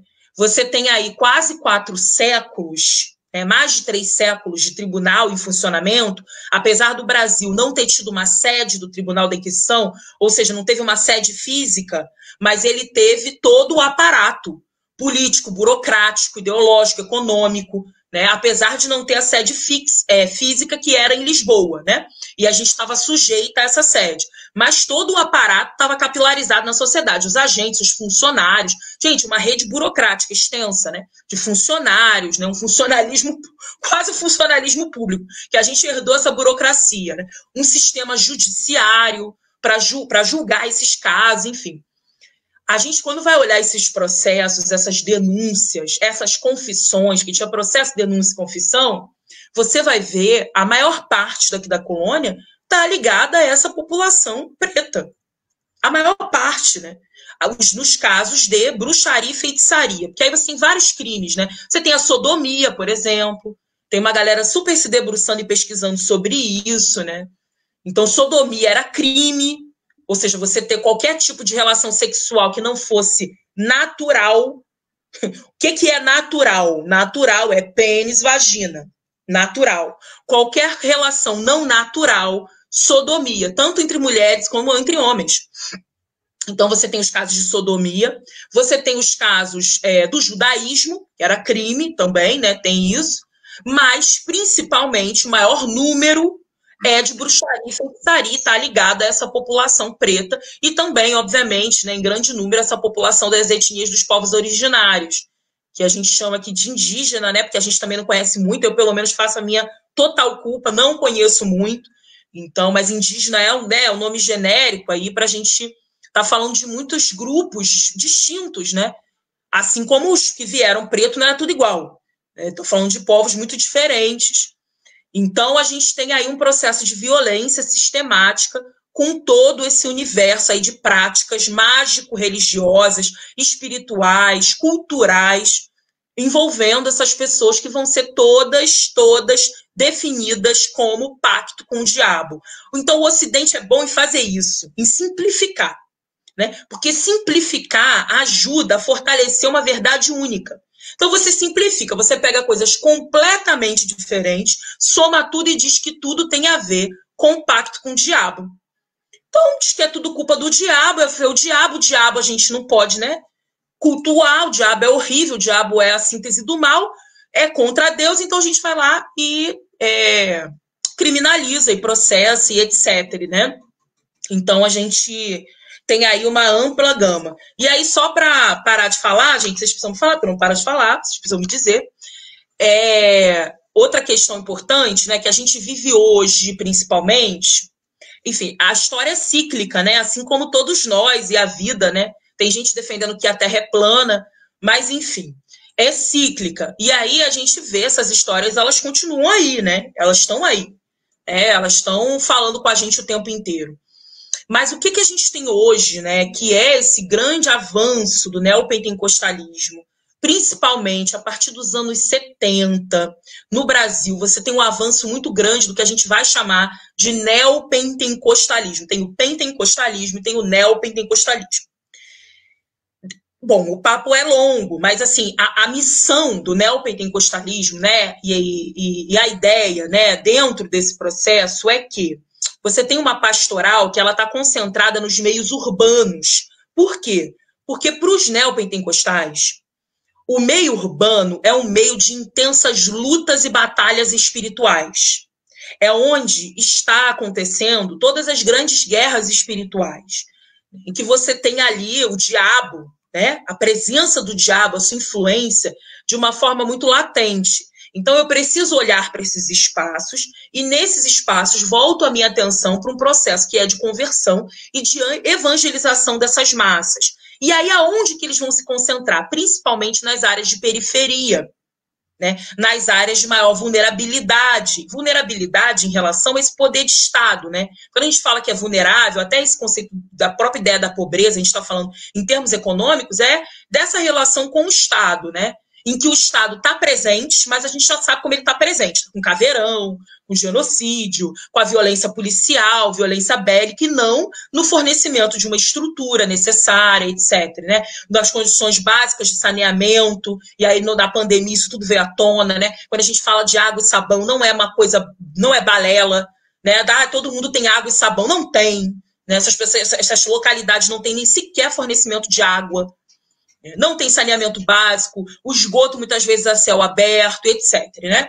E quase sempre eles vão culpabilizar as próprias pessoas por isso, dizendo que são as pessoas que fazem construções irregulares, né? Porque na ideia do Ocidente, a favela é uma grande zorra, é uma grande confusão. Porque qual é a ideia do Ocidente de organização? Ela é linear. Então, é linear, ela é homogênea. Então, o que é bonitinho? Conjunto habitacional. Todas as casinhas iguais. Já viram isso, né? Esses grandes, eu não sei em São Paulo, no Sul, mas aqui no Rio tem os grandes parques, né? Quando você olha para aquilo, é tudo igual, né? As casas são iguais, às vezes mudando no máximo a cor, tudo na mesma linha. Quando a gente olha para Brasília, que foi uma cidade planejada, é exatamente isso. As ruas são planejadas, as construções são iguais. Porque para o Ocidente, o sucesso está ligado à linearidade e homogeneidade. Só que isso é surreal, né? Porque não tem identidade. As pessoas não aparecem ali. Se aparece a propriedade, não aparece a pessoa que está ali. Por isso que a primeira coisa, quando esses conjuntos habitacionais eles são distribuídos, é eles dizerem que pobre não sabe lidar com nada e que destruíram tudo. Por quê? Porque a primeira coisa que a pessoa faz é mudar a cor. Porque eu vou morar na casa igual ao outro? Eu não sou igual ao outro. Porque eu vou ter que morar na casa igual ao outro. A pessoa muda a cor, a pessoa constrói em cima, a pessoa põe um quadro na porta, a pessoa já muda o tamanho do que... Isso tem a ver com a casa. O lar é a expressão da gente. Então, você achar que vai todo mundo viver no mesmo espaço, formatado, igual, quadrado, isso é surreal, né? E aí a gente, tendo essa ancestralidade preta, não vai mesmo. né? Então eles olham para a favela e acham que a favela é um problemão, né? Mas, na verdade, o problemão da favela é a questão das pessoas pagarem os seus impostos, porque está todo mundo pagando imposto. Ah, Carol, mas o pessoal não paga a luz e o pessoal não paga a água. Minha filha, o pessoal não paga a luz, não paga a água, primeiro que não tem água. A água não é, a distribuição de água não é igual para sua casa. Então não tem como pagar a água igual você paga a água, né? Em relação a pagar a luz, a Light vai subir lá para a pessoa que paga a luz quando faltar luz? A Light vai querer mandar um funcionário dela entrar dentro de uma favela, de uma periferia de São Paulo, do Rio de Janeiro, de qualquer outro lugar para resolver? Não vai. Não vai. Então você não pode exigir que a pessoa pague por um serviço que a pessoa não vai ter, e não vai ter. Então as pessoas vão, na gambiarra, se adaptando àquela realidade, dando o seu próprio jeito. Agora, essa pessoa vai no mercado, essa pessoa compra comida, essa pessoa anda de transporte público, essa pessoa está pagando imposto. O tempo todo pagando imposto. Essa pessoa está girando economia, inclusive o tráfico de drogas. Porque o dinheiro não vai para debaixo do tapete de ninguém. Né? Esse dinheiro está circulando nos grandes bancos. Isso não é um dinheiro que está debaixo do colchão. Não tem dinheiro embaixo do colchão. Esse dinheiro está em movimento. Ele não está parado naquela favela. Ele está o tempo todo em movimento. Desde o fornecimento, que a gente não tem pé de cocaína, né? A gente não tem pé de AK-47, a gente não tem pé de metralhadora, a gente não tem pé de fuzil, de pistola. A gente não tem. Se vocês conhecerem essa planta, vocês avisam. Eu nunca vi. A gente não tem pé. Então, isso não nasce na favela e na periferia. Isso aparece lá de alguma forma que tem a ver com tráfico e movimento. Então, isso está em movimento. Esse dinheiro está em movimento, né? Fora todo o resto que a gente sabe como ele se movimenta, né? Então, é importante a gente ter um entendimento disso, né? E o que a gente conhece, que é o que a mídia coloca, né, mostra, é o varejo, é a ponta, né? É a ponta da ponta do iceberg, que tem muito mais coisa aí para tá circulando e pensando sobre isso. Então, dentro desses espaços é que essas igrejas neopentecostais, elas vão estrategicamente, tá, gente? Isso é um projeto. Porque às vezes a gente fala assim, os neopentecostais não são todos iguais, os evangélicos não são todos iguais. Não são mesmo. Não são. São muito diversos entre si. Isso não quer dizer que o fato de ser diferente, o fato de você ter um monte de cisões, um monte de igrejas independentes surgindo ao mesmo tempo, que não existe um projeto único. Existe um projeto único. O fato de ser cada igreja surgindo de um jeito, né, de muitas vezes você ter muitas brigas, separações, não significa que todas não estejam reproduzindo quase o mesmo discurso. Que não está só nos neopentecostais, que ele também está aí indo para o cristianismo em geral, né? E aí você percebe isso de forma muito evidente quando você olha para a bancada evangélica, né, dentro do Congresso, e a bancada católica, que votam juntas. Então, esse projeto não é diferente. Estão votando juntos. Aí a gente começa a entender como que esse micro, que parece independente, que parece pulverizado, ele está reforçando um projeto que é global, que não é só brasileiro, ele é global, né? E que tem muita gente grande envolvida. Porque aí as pessoas falam assim, o terreiro tem muito branco, mas a igreja neopentecostal tem muito preto. A igreja neopentecostal tem muito preto porque o projeto foi esse mesmo, né? O projeto é esse. A expansão nessas áreas, que são as áreas dessa população preta. Né? E aí todo o discurso, toda a retórica, né? Porque o Ocidente, a branquitude é sustentado em retórica. É a retórica. Retórica é essa que sustenta e dá base para todas as ações, inclusive o genocídio, etc. Tá tudo lá. O judiciário é retórica. Isso é retórica. Então, eles têm uma ampla retórica, né? Que está justificando aquilo, né? Que está justificando esses acontecimentos. Mas quando você vai olhar para as ações, essa retórica é muito parecida. Inclusive, aqui no Rio de Janeiro, a gente observou uma coisa. Tem um intelectual nosso, professor maravilhoso, que é o Delei do Acari, que é de uma favela aqui do Rio de Janeiro, da Zona Norte, que é Acari, né, que é uma favela que está aí do início dos anos 90, já tendo fechamento de muitos terreiros, etc., que ele vai falar que existe uma cultura neopentecostal. Essa cultura neopentecostal, ela chegou a um ponto, inclusive, que ela extrapola o lugar da igreja, ou seja, não necessariamente a pessoa precisa estar sentada no banco de uma igreja, assistindo o culto, para reproduzir esse discurso. Esse discurso ele já está tão capilarizado, se estendendo, e ele está sendo sustentado, né, dentro desse projeto por capital, por grandes empresários, por grandes pastores que estão nas TVs abertas, levando o seu discurso, inclusive fora do Brasil. Então, isso tudo está sustentando, é o mesmo projeto. É engraçado porque você tem mais de 70% de casos de violência contra os terreiros, mais de 70% dos casos que a gente chama de intolerância religiosa, né, estão ligados aos terreiros. Aí, quando você vai ver o segundo colocado, que sofre mais violência, estão as igrejas evangélicas. Aí, muitas vezes, as igrejas falam assim, tá vendo? Nós somos o segundo do ranking que estamos sofrendo violência religiosa. Só que quando você vai ver os agentes que estão ligados à violência contra o terreiro, eles são, em maior parte, tidos, né, classificados, né, genericamente como evangélicos. Quando você vai para os evangélicos, o ataque que eles sofrem, em sua maioria, está ligado, sabe a quem?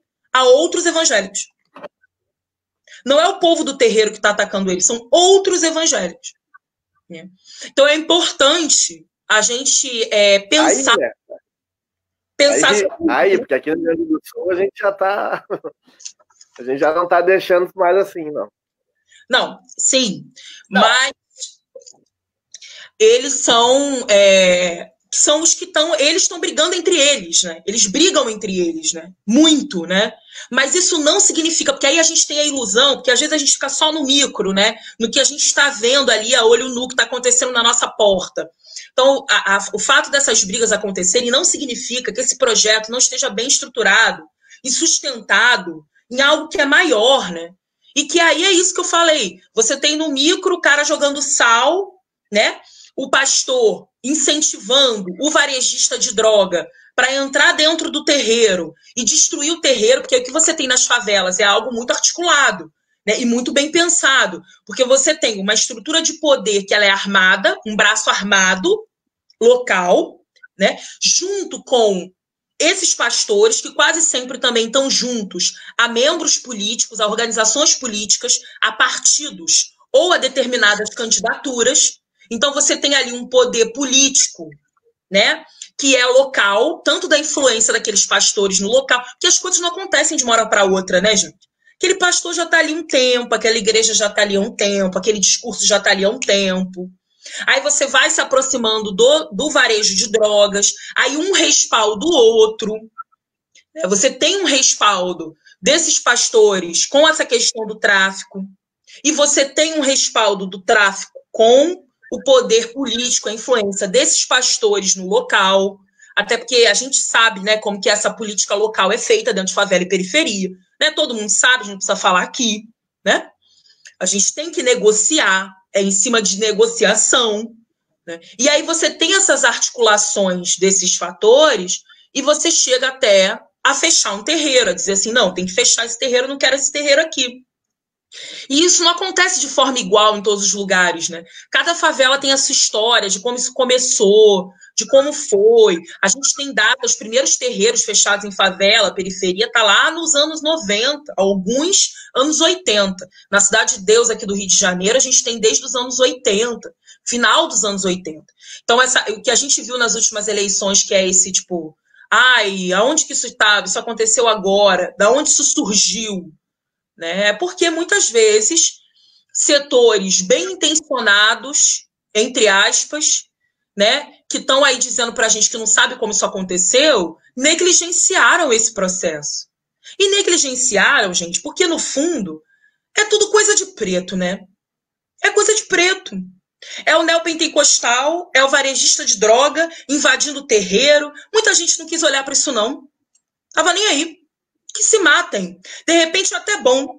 Um elimina o outro e a gente está bem. Então, muita gente, inclusive dos setores que se dizem progressistas, né, não quis olhar para isso, que está acontecendo há muito tempo.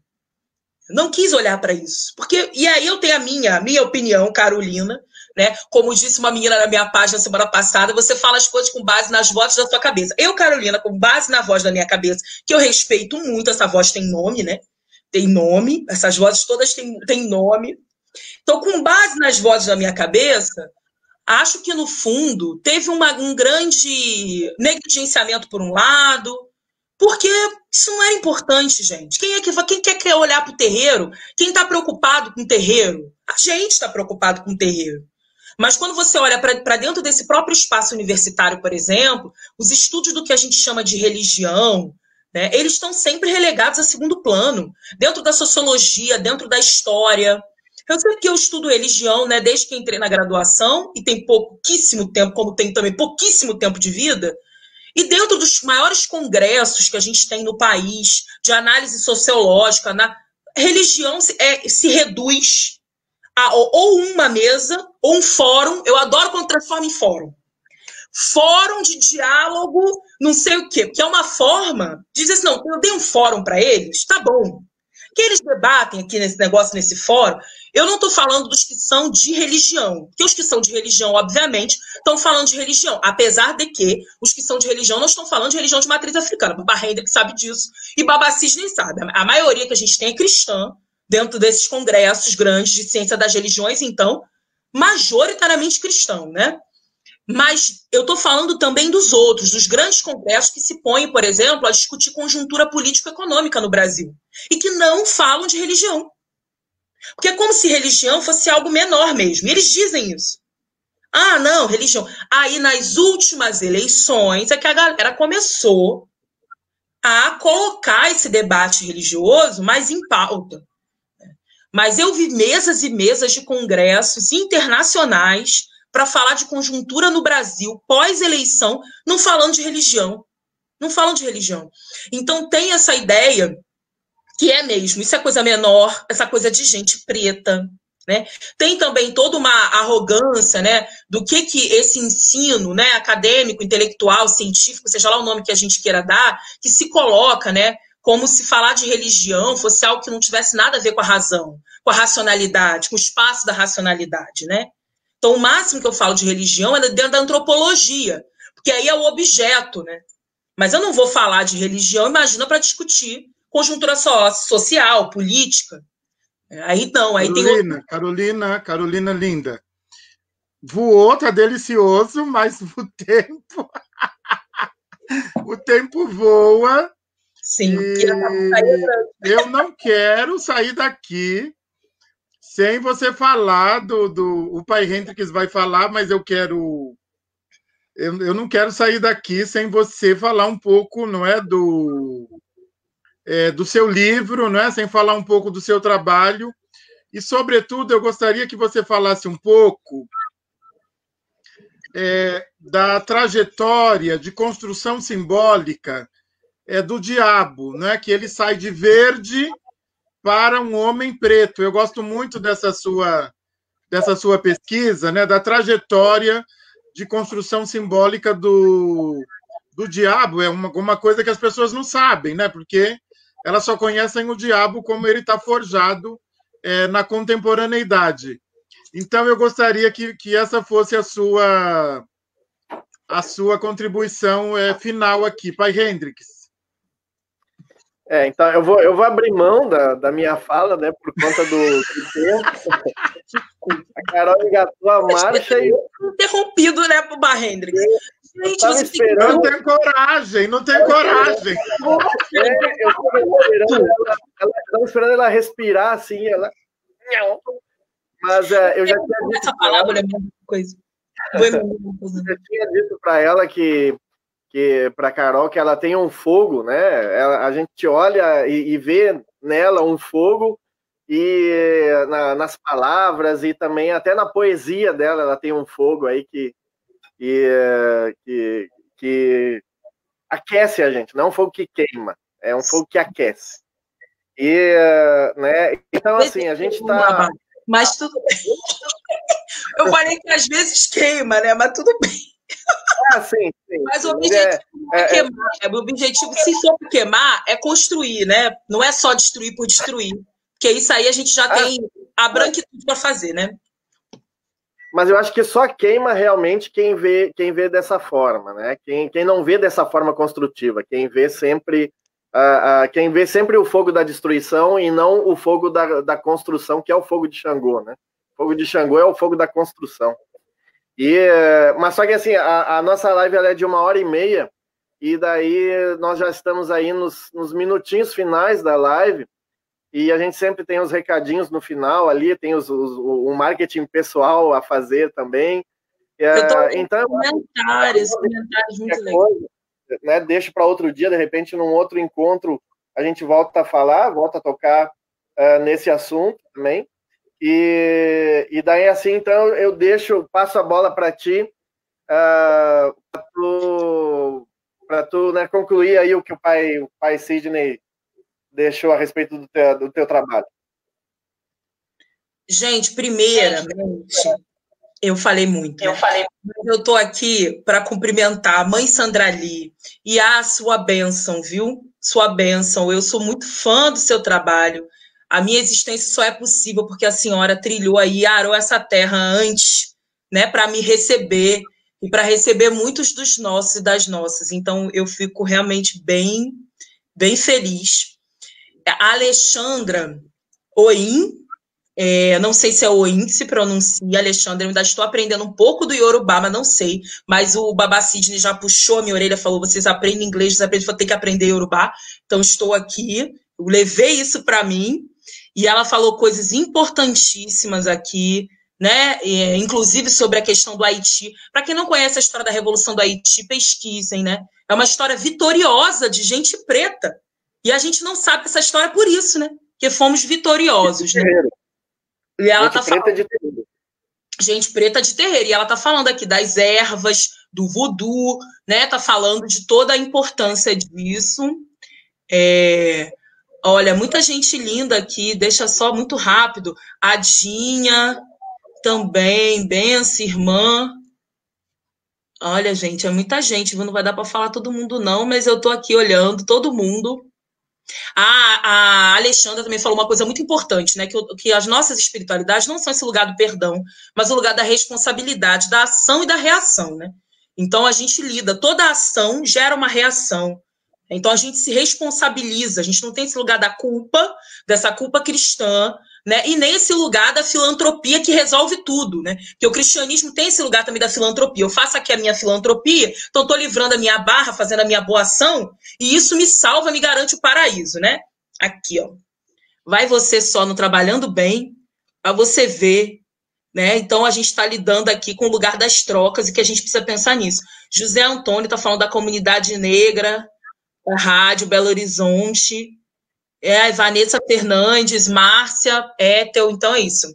Bom, em relação ao que Babá falou sobre o diabo, a gente precisa olhar para o cristianismo enquanto mitologia. A gente ainda faz isso muito pouco, né?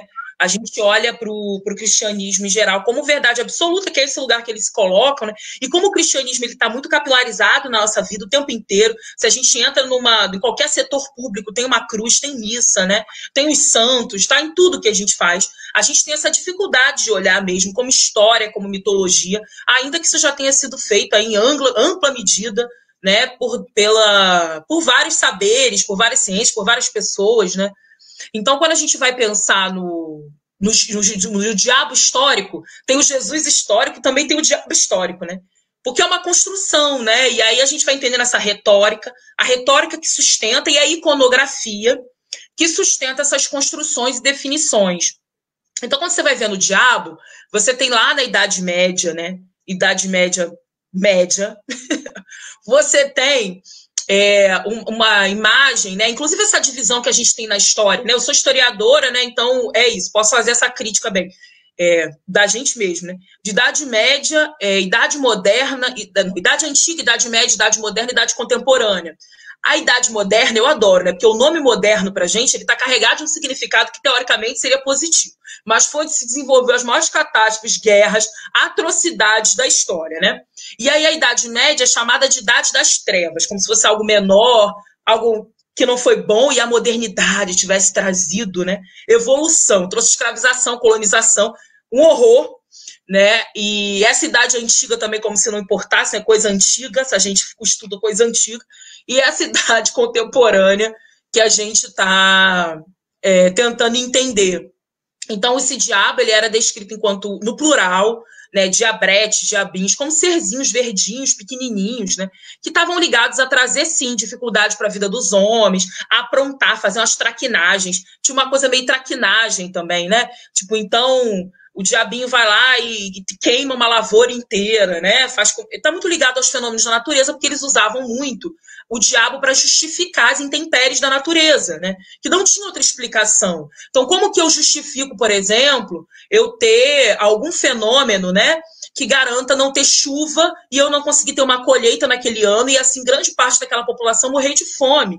Então, eu preciso de uma justificativa para esses fenômenos, né? E o diabo está ali, muito nesse lugar de justificar a dificuldade humana, justificar os males humanos e etc., né?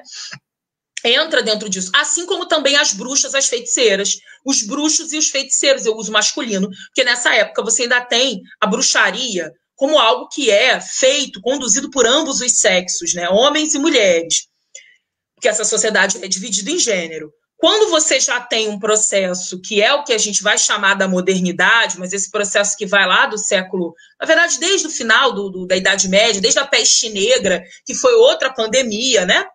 E atenção, os nomes são ótimos, né? Mas, enfim, a gente entrar nesse debate aqui vai longe. Mas a peste negra, que você tem aí grande parte dessa civilização é exterminada, morre com a peste negra, né? Então, como lidar com isso? Aí você tem também toda uma produção dentro dos textos bíblicos que é do Apocalipse, né? Então, se medita sobre o fim do mundo, né? As produções religiosas cristãs, elas estão falando do fim do mundo, elas estão falando do juízo final, elas estão falando do Apocalipse. Então, o próprio Jesus Cristo também vai mudar nesse período. Você tem uma imagem de Jesus que é o do julgador, é o que julga, né? Aquela imagem do punidor, né? Então, você tem uma mudança aí dentro dessas escritas, desses debates, e do diabo também. Porque esse diabo ele vai ficando cada vez maior, cada vez mais poderoso, né? E aí a iconografia é ótima, porque você vê isso, né? Vai se tornando também cada vez mais humanoide, né? Vai deixando de ter aquela característica de monstrinho, que estava muito ligado também à criminalização e demonização dos ritos pagãos. Então, muitos dos instrumentos que o diabo usa, né, dos símbolos que estão ligados a essa imagem do diabo, tem a ver com esses deuses pagãos também, que eles queriam criminalizar e demonizar, e que esses cultos continuavam pelo campo europeu, né, principalmente nas zonas mais rurais, né, isso continua a se desenvolver, não é porque o cristianismo chega lá e diz que a partir de agora todo mundo é cristão, que todo mundo vira cristão, né? A gente já sabe como são esses processos, né, são processos que acontecem de uma hora para outra, e aí você tem essa tentativa de deslegitimar esses saberes, né, que eles vão chamar genericamente de pagãos, né, de deslegitimar esse lugar, porque agora o poder ele só pode advir de uma única fonte. Então, se trata de um projeto, o cristianismo está dentro de um projeto de centralização de poder, né, que é você dizer que o poder ele advém de uma única fonte, de um único lugar, que é Deus, né, é Deus. E aí qualquer outro poder que venha de outra fonte, que não seja essa fonte, que seja Deus e toda a sua corte celeste, vai ser considerado do diabo, vai ser demonizado, vai ser criminalizado, vai ser penalizado, né? Então esse diabo, com esse momento também, que é um momento muito crítico, de crise na Europa, né, de uma série de fatores, de guerras religiosas, uma série de fatores, você tem esse diabo crescendo também, né, em poder, em tamanho, e ele vai ficando cada vez mais humanoide, ele vai ganhar um cetro, tem uma cadeira, tem um trono, está no inferno, né, tem um inferno, tem uma legião, né, e aí cada vez mais a ideia de que ele não age sozinho, ele está agindo através de seres humanos que pactuam com ele, e que são esses que são os perigosos, porque o diabo, teoricamente, você não pode ver, você não pode enxergar. Mas essas pessoas, elas estão infiltradas, elas estão no nosso meio e elas operam e trabalham para o diabo. Então é por isso que eu preciso queimar o terreiro. Porque o terreiro, ele não é só um lugar onde se produz uma magia diabólica, criminalizante, etc. Ele é um lugar em que você tem a presença do diabo. Então não é qualquer coisa. Eu não posso simplesmente dizer assim, olha, pare de fazer o que você está fazendo. Eu preciso matar, eu preciso exterminar. Porque aquela presença do diabo ali, ela está influenciando todo o redor. Não é só naquele lugar ali, porque assim, para muitos de nós, o terreiro é só o espaço da nossa casa, né? É só o espaço do físico. Mas para eles, e eles sabem muito bem, o terreiro não é só o espaço físico. Então, para eles, quando você está dizendo que você não pode ter o terreiro ali, porque a mãe de santo ou o pai de santo é agente desse diabo, cada vez maior, cada vez mais poderoso, cada vez mais humanoide, e também cada vez mais preto, porque na iconografia ele vai ficando cada vez mais preto, né? E ele é masculino, tá muito ligado a uma... Apesar de ter os íncubos, os súcubos, né? O diabo poder se metafosear em feminino, masculino, que é um longo debate, mas essa figura central, ela é uma figura que está muito ligada a um masculino. Então ele é preto, né? E aí quando você diz que você tem um terreiro ali está sendo uma magia que é do diabo, não basta eu dizer assim, senhora, a senhora pode, por favor, se retirar com os seus pertences, porque aqui nesse lugar não quero mais. Não, não é isso. Porque o terreiro não é só aquilo ali. O terreiro, se tem um terreiro ali, significa que o diabo está agindo no entorno, está agindo ao redor. Significa que está tudo numa atmosfera em que o diabo está agindo ali. E aí eu preciso expulsar o diabo dali. E expulsar o diabo não é só expulsar a pessoa. Expulsar o diabo é expulsar a memória, a história. Entende? É algo muito profundo. É extirpar aquela existência que não é só uma pessoa, que representa um grupo, gente. Um grupo que é coletiva, né? E aí é por isso que eu preciso tacar fogo e preciso construir uma igreja no lugar. Que aí é a mesma técnica dos colonizadores desde sempre. Quando eles pegaram lá os grandes templos incas, maias, astecas, que eu taco fogo, que eu destruo e que eu construo no lugar uma base que é cristã, uma igreja cristã, um palácio do rei europeu. Porque é dizer assim, não é só dizer que eu te expulsei daqui, é dizer que eu eliminei essa existência e que eu estou dizendo que a minha existência ela é superior a essa que está aqui. Então essa aqui está aqui no meu pé. Porque eles sabem que eliminar completamente é impossível. Até porque a gente sabe o que vai no chão de um terreiro. Exatamente. Então, está no meu pé. Está no meu pé. Eu estou pisando em cima, sabe? Carolina, maravilhosa. Poderíamos ficar horas e horas e horas e horas e horas. Não é? Quer dizer, você terá de voltar. Só isso que vai acontecer. Você terá de voltar. E as pessoas estão aqui maravilhadas, muita gente que nos acompanha, mas já chegamos ao final da nossa conversa. Pai Hendrix? Bom, então, só para encerrar, o senhor quer falar do seu livro? Não, eu quero que Carol fale do livro dela, apresente seu livro e dê as palavras finais, hein, Carolina? É sério, hein? Não, pode deixar. O livro, gente, Babá Hendrix, olha, o senhor, eu não quis silenciar o senhor, não. Porque o senhor falar demais e o senhor acabou não tendo esse espaço, né? Mas o livro, gente, se chama O Sabá do Sertão. Eu estou falando desses processos, né? Principalmente de mulheres pretas, aqui no Brasil colonial, que foi ontem, né? A gente acha que século XVIII faz muito tempo, mas foi ontem, né? O principal processo que eu analiso é um processo do século XVIII, de 1758, que está naquela região do Piauí, que é de um sabá. O que é um sabá? É um encontro coletivo de bruxas, né? E a gente teve pouquíssimos relatos no Brasil, documentados, até onde a gente sabe, de rituais coletivos, né? E o meu interesse, o que me chamou a atenção foi justamente na coletividade, né? Então não são relatos e denúncias isoladas, está ligado a denúncias que são coletivas, de pessoas que teoricamente juntas estão fazendo feitiçaria, e aí vocês precisam conhecer essa história dessas mulheres, né? Tem mulheres indígenas e tem mulheres pretas que vão botar Jesus Cristo no tronco, que vão botar a Virgem Maria no tronco, que vão dizer que Jesus Cristo é um moleque, lembrando que moleque é uma palavra que não é originalmente de língua portuguesa, né? Então tem várias palavras que aparecem nisso que são de línguas africanas, né? De língua banto, e que estão tacando fogo nas coisas, né? E fazendo a sua magia, né?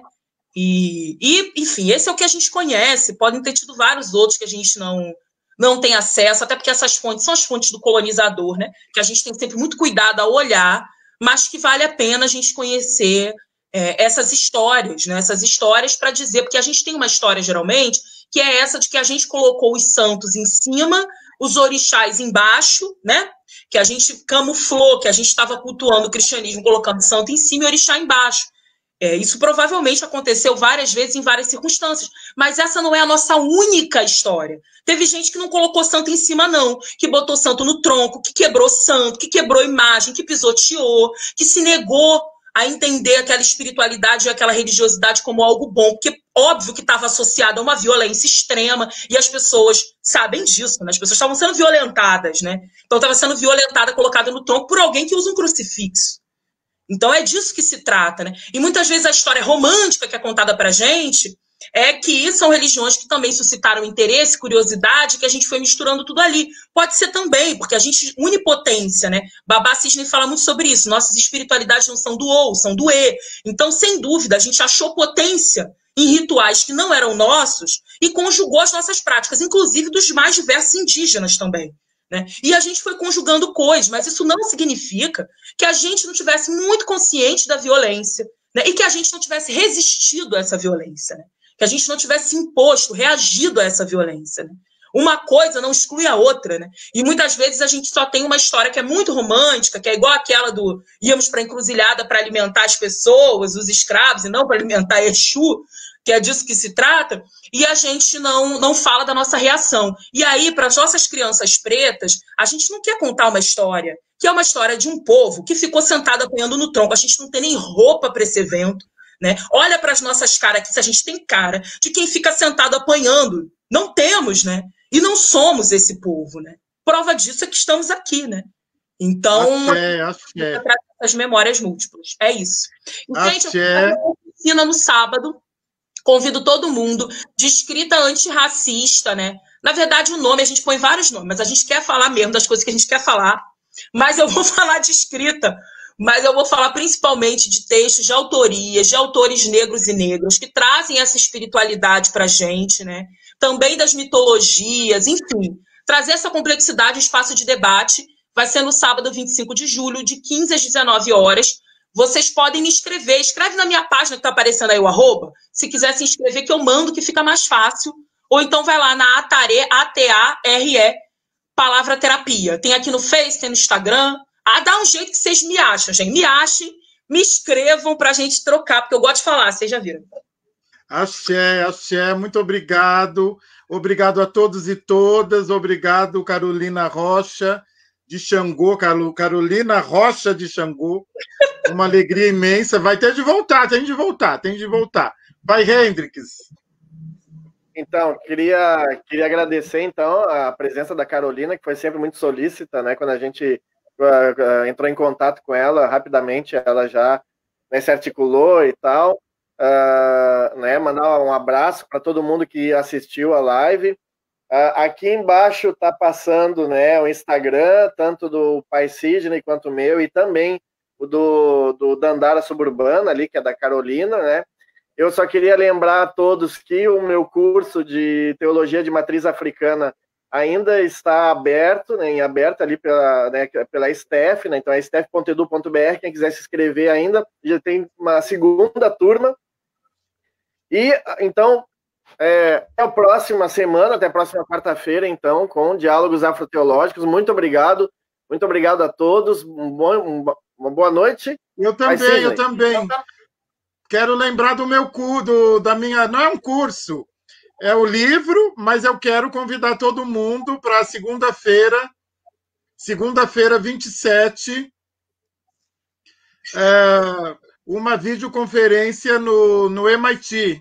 Vai ser bilíngue, se inscrevam, é importante, entendeu? Segunda-feira, 27, agora já está aí, façam a inscrição, vai ser com tradução simultânea, não é? Quer dizer, eu vou falar em português, é óbvio que eu vou falar em português, e o evento é bilíngue, então, por favor, se inscrevam, gostaria que todos estivessem lá, todos e todas, e um grande beijo. Pai Hendrix vai cantar, não vai cantar? Vou. Eu tô achando que o senhor tá com pressa.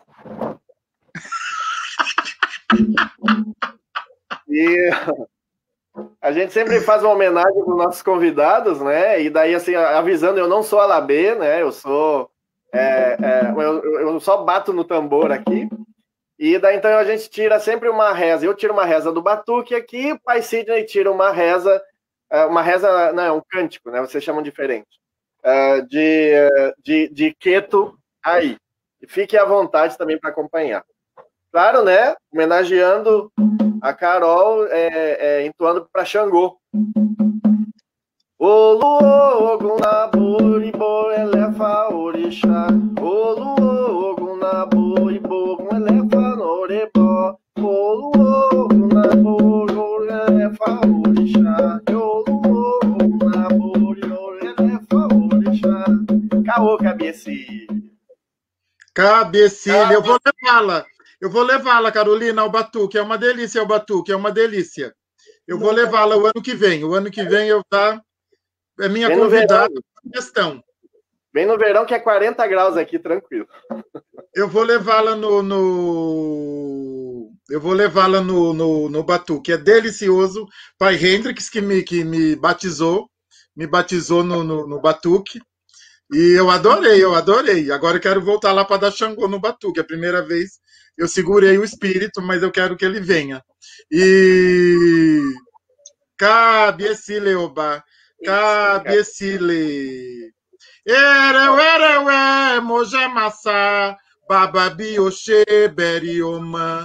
Erewe, mojamassa, bababi oxe berioma. Erewe, mojamassa, bababi oxe berioma. Erewe, mojamassa, bababi oxe berioma. Cabecile. Aí, um grande abraço a todos e até a próxima. Beijo, gente.